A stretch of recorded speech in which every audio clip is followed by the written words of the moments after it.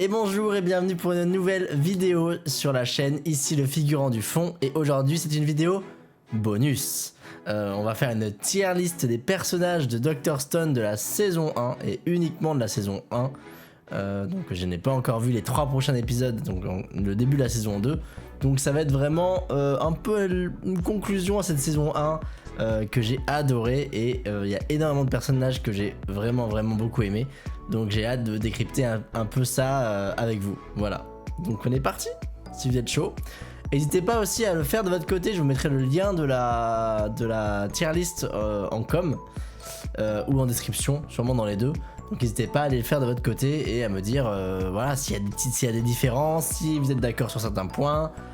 Et voilà, me partager votre top 3 personnages et votre personnage surtout préféré de la saison 1. Attention, ne me spoilez pas la suite.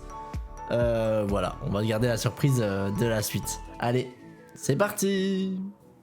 Déjà, on a 5 catégories. Déjà, on a une catégorie GOAT, qui est évidemment la catégorie du meilleur personnage de la saison selon moi. Il y en aura qu'un. Peut-être, est-ce qu'il y en aura plus? Je ne sais pas, mais il n'y aura pas beaucoup de monde. GOAT, c'est vraiment le ou les 3 meilleurs persos, je pense.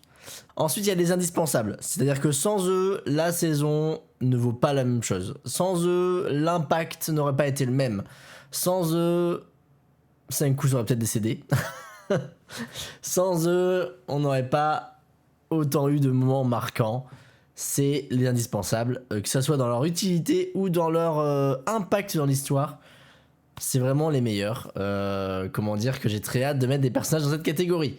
Ensuite, on a la catégorie un peu mid. C'était cool, mais peut mieux faire. J'en attends un peu plus. Je pense que tu peux aller plus loin que ça. Et là, on aura sûrement pas mal de personnages ici. Après, on commence à arriver dans le bas du classement et la présence est tolérée. Ça commence à être un peu... Ouais, c'était là. Ok, mais reste dans ton coin, te montre pas trop à la caméra, ne prends pas de temps d'écran à mes personnages préférés, mais je te tolère. Et après on a la catégorie qu'est-ce que tu fais encore là, c'est vraiment les personnages que je déteste et que j'ai vraiment pas envie de voir sur les prochaines saisons. Mais après peut-être qu'ils vont changer, on sait pas, mais je sais pas s'il y aura beaucoup de personnages dans cette catégorie là. Bref, on commence tout de suite et le premier c'est Byakuya. Byakuya, c'est chaud.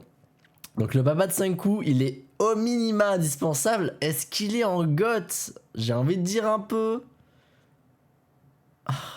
Je vais le mettre dans le haut indispensable et je pense qu'à la fin on dessinera les 3 premiers, les 3 GOAT. Mais pour moi, il est au moins tout en haut d'indispensable. Genre, il est indispensable pour l'histoire déjà de base. Sans lui, et ben il n'y aurait pas eu le village qui va aider Senku. Sans lui, il n'y aurait pas eu le disque, il n'y aurait pas eu, il y aurait eu moins de survivants qui sortiraient de l'ISS là, de la station spatiale, puisque c'est lui qui a sauvé Shamil, Connie et Liliane. Donc, il est responsable de beaucoup de choses. Déjà, c'est lui qui a éduqué Senku, c'est lui qui lui a acheté son premier laboratoire. C'est grâce à lui que Senku existe. C'est en termes de personnage, même s'il n'est pas le père officiel, le père de sang, j'ai envie de dire, de Senku, c'est grâce à lui que Senku a pu développer toute cette curiosité. C'est parce qu'il avait un père adoptif qui l'a soutenu de tout au tout, et du coup Byakuya évidemment avait des séquences émotions très bien de ce personnage. J'ai été un petit peu méchant avec lui au début, mais je me suis vite ravisé. Donc évidemment Byakuya, il est ici. Oh, nous avons Chrome. Bon, je déroge à ma règle. Chrome, il va dans les GOAT, forcément. C'est un peu franchement, il fait partie de mon top de mes personnages préférés. C'était incroyable. J'ai surkiffé chaque moment avec lui. Dès qu'il est arrivé, c'était trop bien. En termes de moralité, que même si Tsukasa supprime la science, il y aura des gens comme Chrome qui vont quand même être curieux, qui vont quand même chercher par eux-mêmes et qui vont la recréer au fil du temps, en fait. On peut pas arrêter la curiosité, c'est trop compliqué. Donc, Chrome est l'illustration que même sans Senku, le monde se serait relevé, le monde aurait inventé, le monde aurait innové, le monde aurait créé. Et en vrai, il est extrêmement talentueux. Je pense que Chrome est largement sous-estimé. mais il est extrêmement talentueux, notamment avec l'invention de la roue à Hob. Il a juste entendu un concept qui s'y rapportait de Senku, et il a inventé la roue à Hob. C'est un goth, c'est vraiment un goth, je l'adore, et il m'a extrêmement touché avec Ruri, avec Kohaku. Je trouve que c'est vraiment un personnage vraiment attachant, et j'ai surkiffé. Ah, là on arrive sur des personnages déjà moins importants. Connie qui est quand même un personnage qui a eu un impact pas négligeable, étant donné qu'elle avait des connaissances dans la station spatiale. Après elle est décédée assez vite, mais elle a participé à la création du CD. Bon, c'est dommage de la mettre là, étant donné qu'elle est décédée. On n'aura jamais rien de plus que pour elle, mais ah, je sais pas. Pour l'instant, je pense qu'elle est en bas de T'es cool, mais peut me faire. En fait, elle a pas eu beaucoup d'impact dans l'histoire. Donc, soit elle est dans Toléré, soit dans T'es cool. Elle est quand même cool, en vrai. Donc, on va la voir là. Peut-être qu'il y aura des changements, peut-être que des personnages vont évoluer au fur et à mesure. Mais Connie est ici.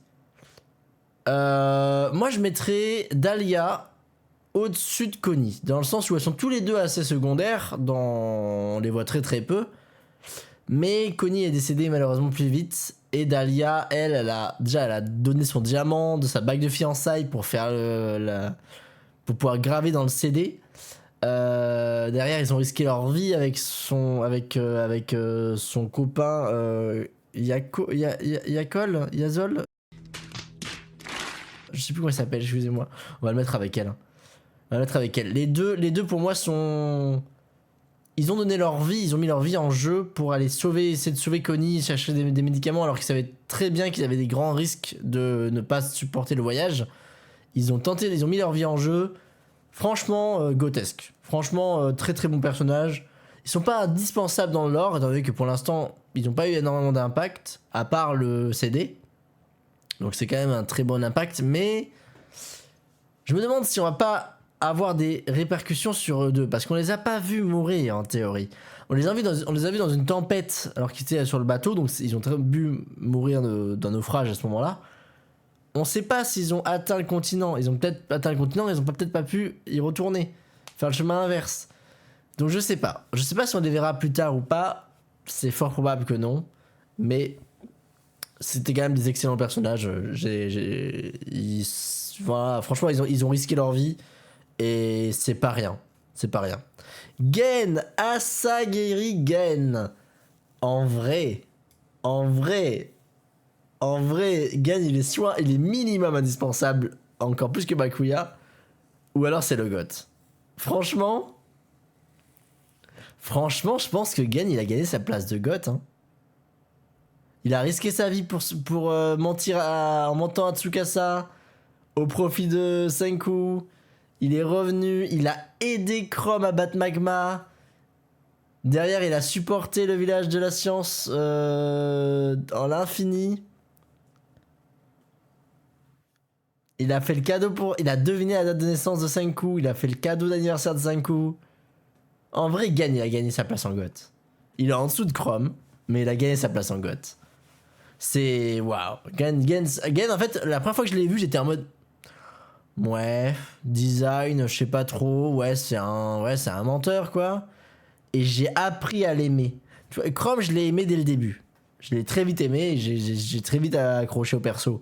Gen, il a fallu vraiment un truc plus progressif. Et je trouve qu'au final, ça donne un très très bon personnage. Et je pense qu'il va avoir énormément d'ampleur dans la suite. Donc, ouais, franchement, goth. Kinro. En vrai, Kinro. Sans Kinro, on n'a pas Chrome. Chrome décède. Donc Kinro, il est en bas indispensable. Hein. Ou alors il a des coups mais peut me faire. En vrai, il est un peu indispensable parce qu'il a sauvé la vie de Chrome. Mais en même temps, de Kinro et Ginro, je peux pas trop les mettre dans la même catégorie. Ginro est indispensable. Ginro, il est vraiment hyper important. Il a le mental.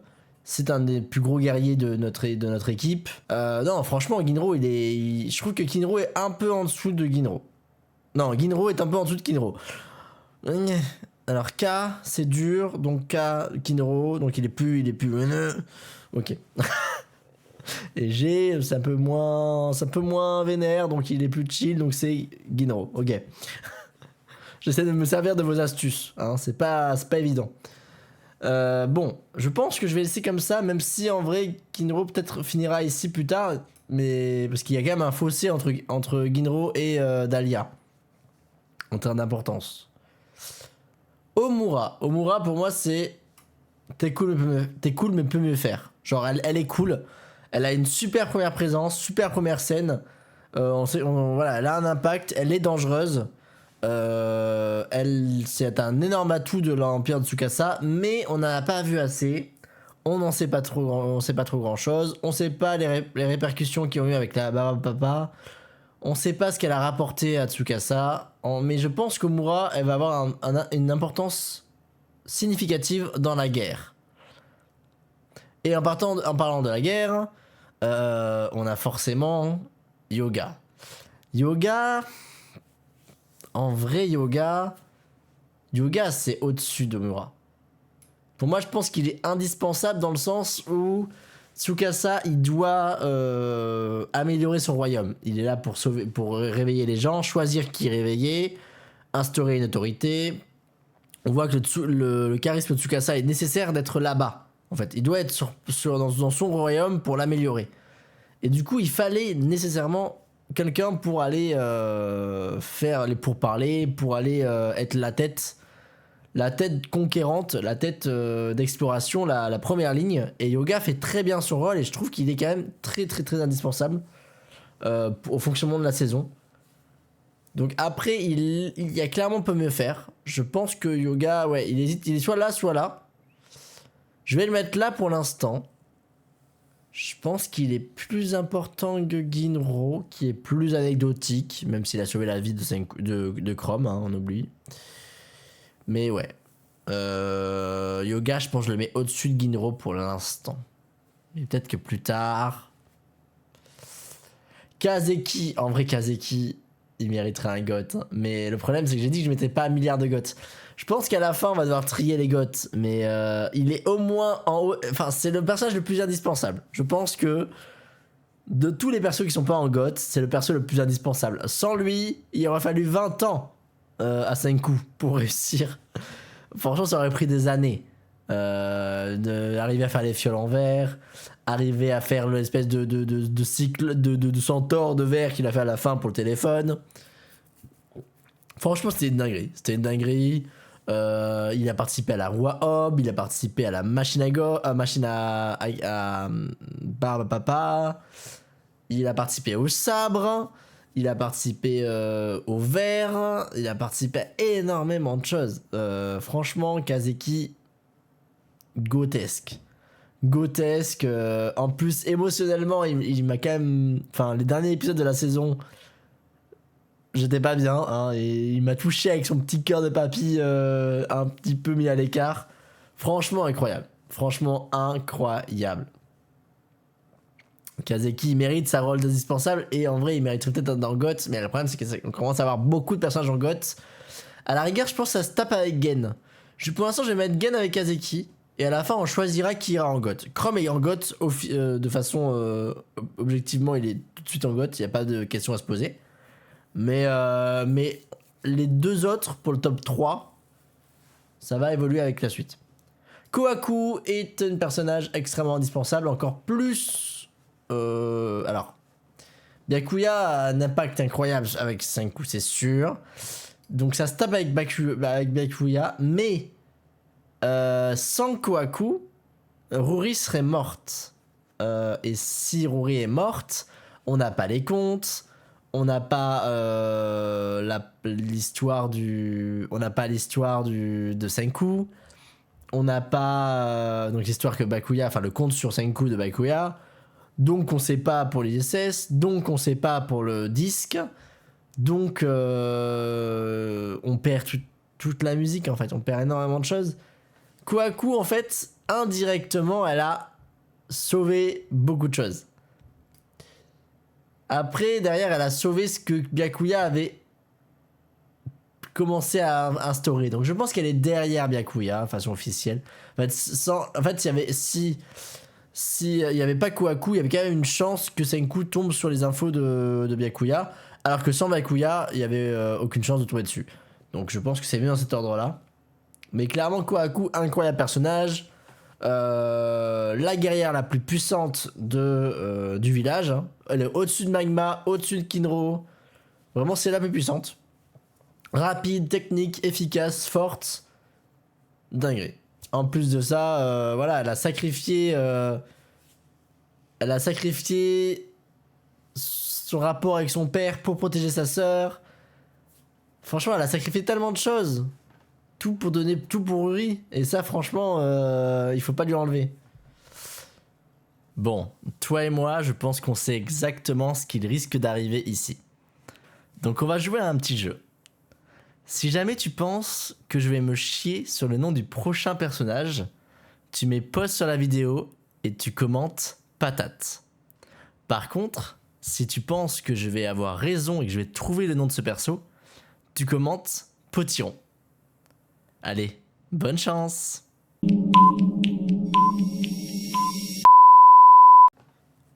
Le père, alors comment il s'appelle? Kokuyo, je crois.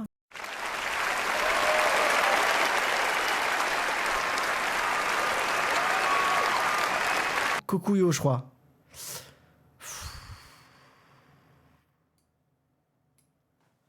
Franchement, j'ai pas grand chose. Après, il a cédé son trône à Senku. Il est en mode oui, enfin, tu as apporté plusieurs choses que moi. J'ai eu raison de machin, mais en fait, il a eu raison de rien du tout. Senku a gagné son rôle en fait. Il avait pas. Je l'aime bien, mais j'en attends pas spécialement plus. Il est là. Derrière, il a renié sa fille qui essaie de sauver sa sœur. Il est ultra bloqué dans le passé et tout.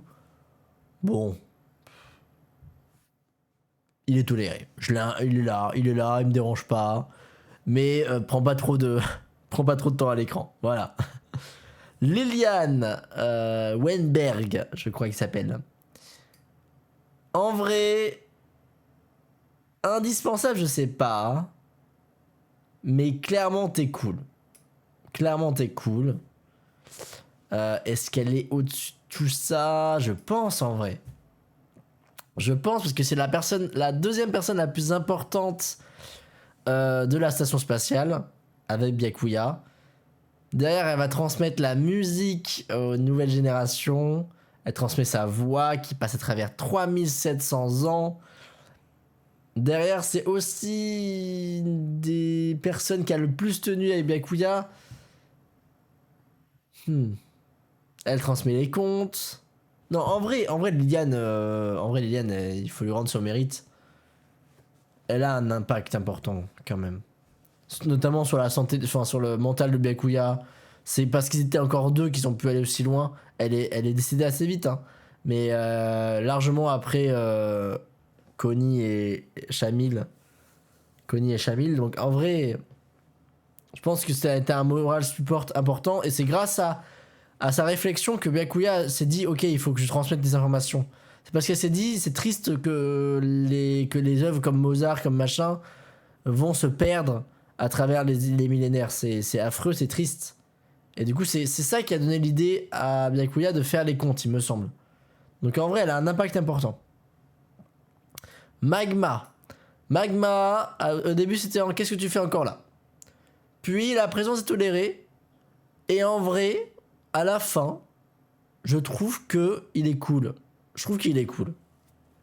Je l'aime bien. Il a un côté un peu appris de ses erreurs, prêt à faire des efforts.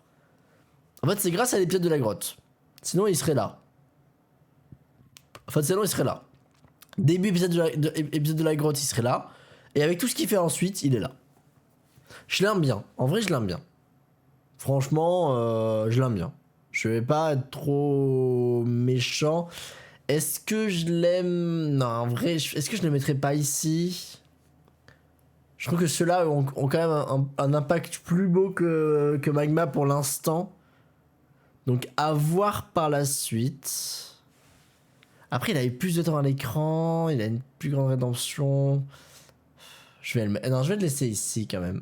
Omura, elle est encore un peu effacée. Je vais le mettre ici parce que franchement, ils vont me faire un effort sur ce développement.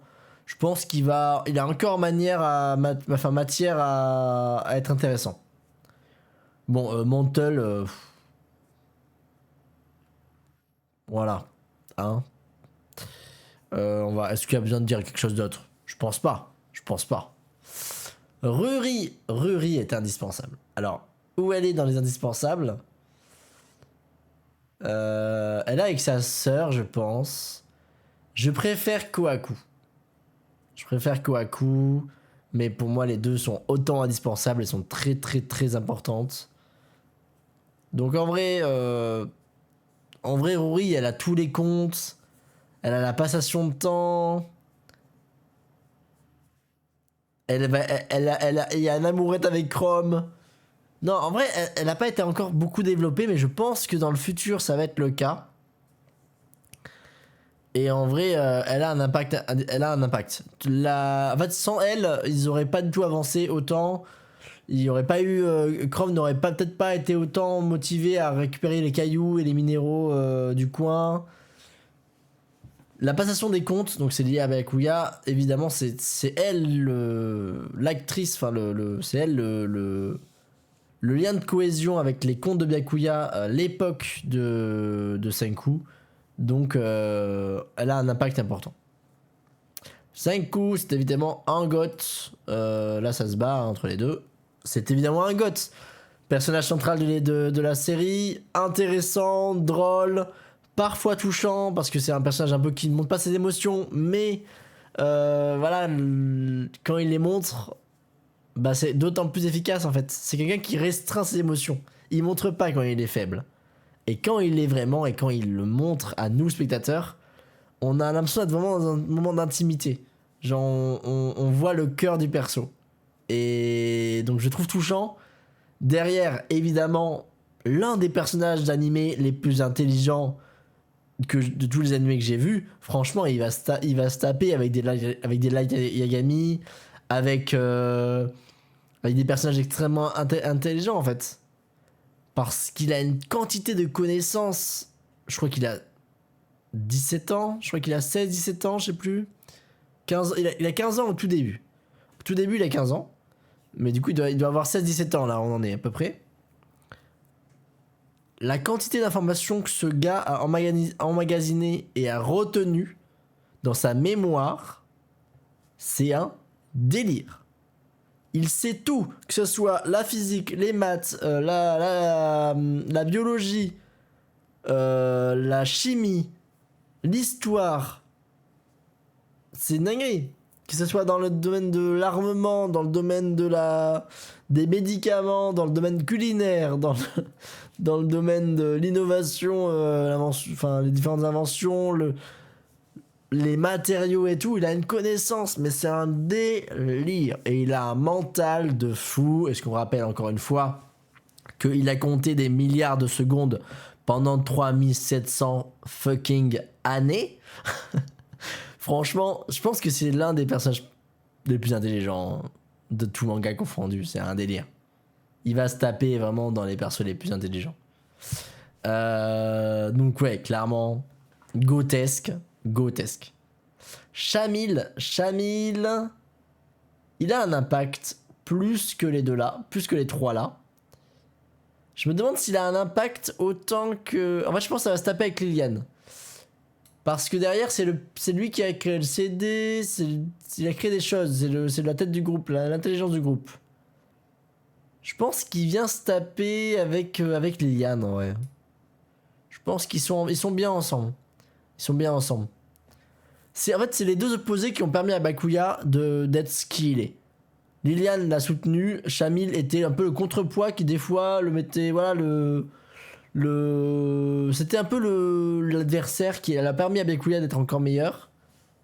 C'était un peu le cerveau de tout ça, et franchement, Chamil, il a une triste histoire, mais elle est belle aussi. Donc en vrai, j'aime beaucoup Shamin. Est-ce qu'il est non, je pense pas quand même. Non, je pense pas. Je pense pas qu'il est un indispensable, mais il a un impact crucial. Suika, c'est un indispensable. Suika, ok, c'est une enfant.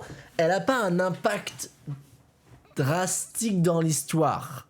Elle est là, elle fait preuve d'initiative. Elle va trouver le caillou de tungstène. Elle va se donner à fond. Elle va apporter un côté social, le fait de toujours enquêter, d'être alerte, la diversion quand Yoga attaque avec Omura. Elle est un petit peu partout où on a besoin d'elle. Mais surtout, en termes d'animé, en termes de narration, elle apporte le côté adorable qu'il faut.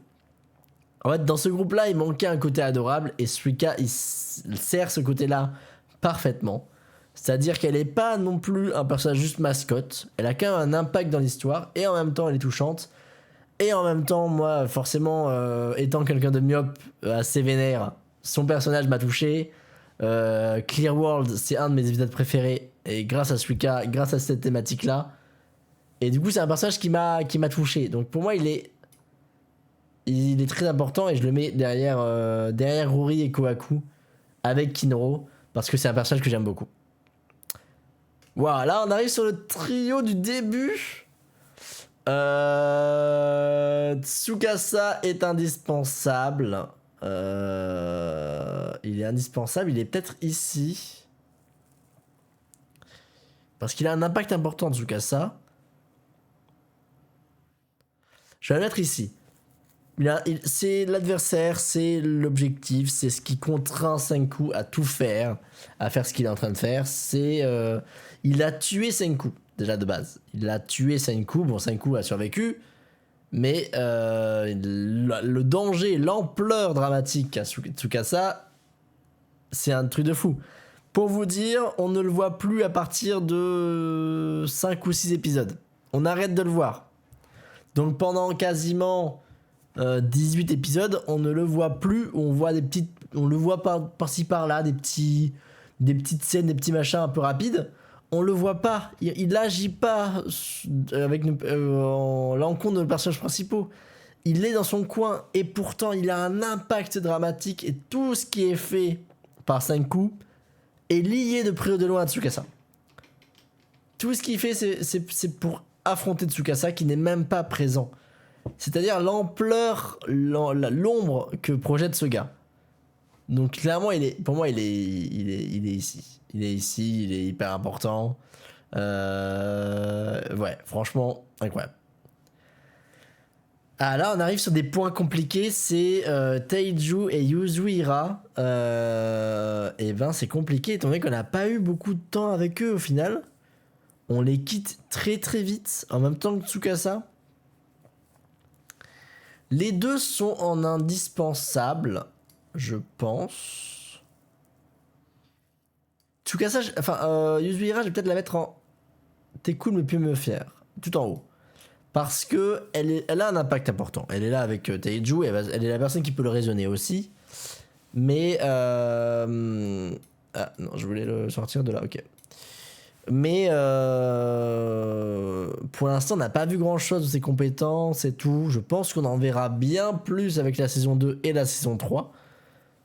Mais elle est quand même très cool. C'est un de notre groupe de base, en fait, notre trio originel. Donc je peux pas la mettre plus bas que ça.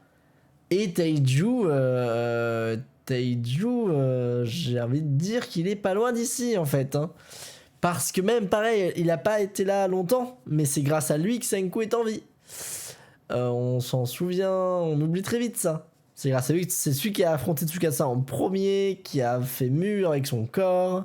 C'est lui qui a permis à Senku d'avoir l'énergie nécessaire de faire les premières inventions dans ce monde de pierre. Il est infiltré chez Tsukasa.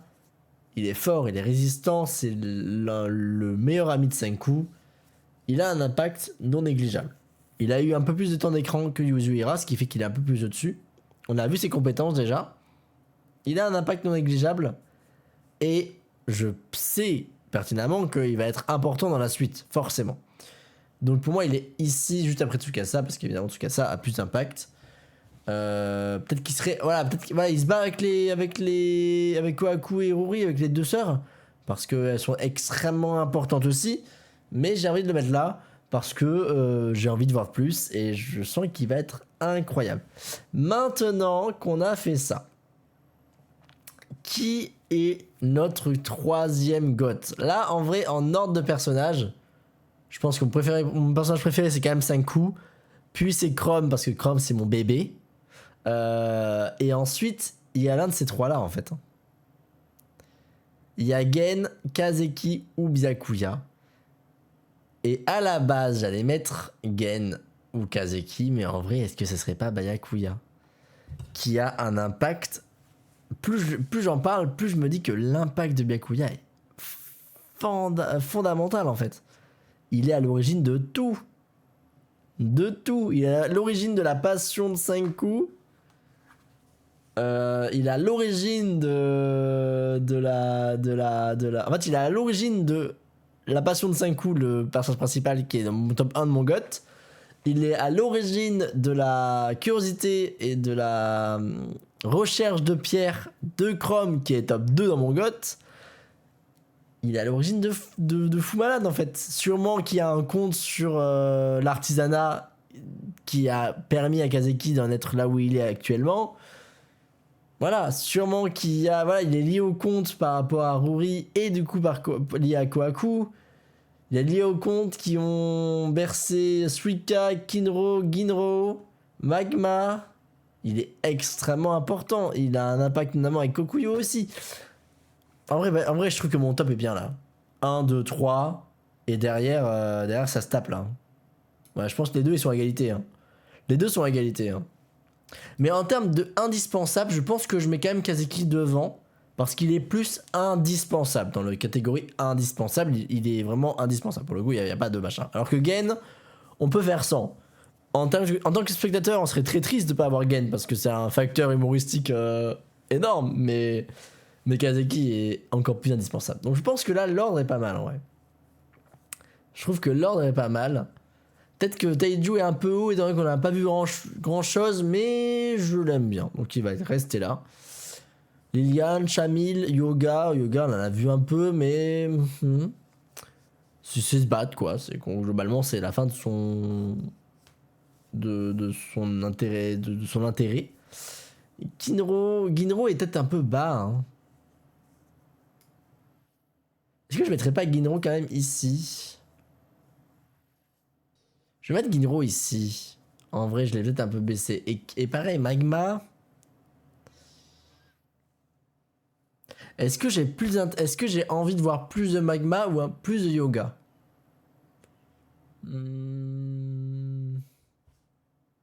En vrai, il a un aura farm de fou. Donc non, on va garder ça comme ça. Ça me plaît bien. Les deux avant Connie, ça me plaît bien. Lui, j'en ai un peu rien à faire, je vous avoue. Et alors lui... faut mettre quelqu'un dans cette dernière catégorie. Sinon, t'aurais été en présence tolérée. Parce qu'à la fin, il se rattrape un petit peu. Mais sa tête, je peux pas. Je suis désolé, je fais au faciès là, mais sa tête, je peux pas. En plus de son caractère, il a un malus qui est sa tête. Voilà. Sur ce, j'espère que cette tier list vous aura plu. N'hésitez pas aussi à faire votre propre tier list de votre côté, à prendre des screens, à l'envoyer, je ne sais où, je ne sais quoi, à me dire votre top 3 personnages préférés et votre top 3 personnages détestés. Est-ce que j'ai des avis frauduleux? Est-ce que j'ai des avis qui sont compréhensibles? Est-ce que vous aimez mon tiers? Est-ce que vous n'êtes pas d'accord? Je veux tout savoir, donc n'hésitez pas à me dire tout ça en commentaire, à liker la vidéo si ça vous plaît, et à vous abonner si ce n'est pas encore fait, parce que ça me fait toujours extrêmement plaisir et ça permet énormément au référencement des vidéos et au référencement de la chaîne, ce qui permet d'apporter encore plus de monde avec qui discuter. Et ça, c'est quand même l'essence de YouTube. Donc, j'ai très hâte de vous lire. Juste une petite information aussi avant que je coupe la vidéo. Du coup, je vais suivre que des vidéos de Dr Stone, comme vous m'avez dit dans le post. On va faire que des vidéos React Dr Stone. Et quand on aura fini Dr Stone, on commencera un autre contenu. Et ainsi de suite. On va pas cumuler plusieurs contenus en même temps. Sachant qu'en plus en décembre il y aura Percy Jackson qui va se faufiler dans ce Schmilblick. Donc on verra comment ça se passe à ce moment-là. Mais par contre je vais, contrairement au post, je vais passer plutôt à 3 vidéos par semaine. Le mardi, le jeudi et le samedi. Ce qui me permet aussi, comme actuellement, de faire des vidéos en plus. Parce que 4 vidéos plus une vidéo en plus c'est intenable. Donc 3 plus 1 c'est largement plus faisable. Et ça me permet aussi de bosser plus de temps sur le montage. Donc ce sera ça le nouveau rythme à partir de la saison 2 qui sort demain. Allez, sur ce, je vous fais des bisous et je vous dis à la prochaine. Prenez soin de vous. Ciao!